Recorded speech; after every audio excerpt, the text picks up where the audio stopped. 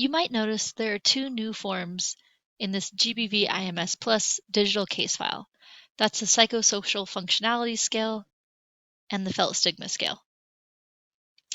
These are part of a GBV case management outcome monitoring toolkit. These are validated scales, each with 10 questions, that help us look at outcomes. We all know monitoring and evaluation is an important part of accountable and effective GBV response, but traditionally our sector has focused on outputs, these being things like the count of the number of people served for a specific service or products, goods, or services produced directly as a result of the product. But this toolkit looks to measure outcomes, not outputs. Outcomes are indicators that measure the short-term and medium-term effects of a program's outputs, changes or progress that contributes to the program's overall goal of a higher level outcome.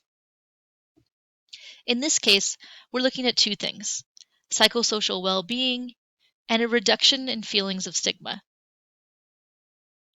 For this, we have two scales: the psychosocial functionality scale, which is a 10-item questionnaire that measures women and older adolescent girls' ability to carry out important tasks in their daily life.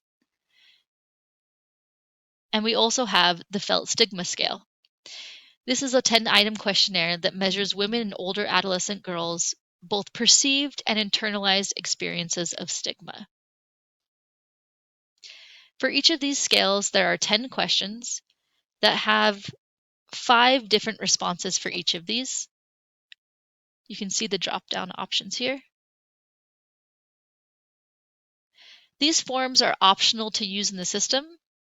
If you want to use them, you can administer them at one point in the case management process or at sessions 4, 7, and case closure if you want to track change over time. For more information on that, look out for some guidance upcoming from the GBV IMS team on how to use your data to inform decision-making.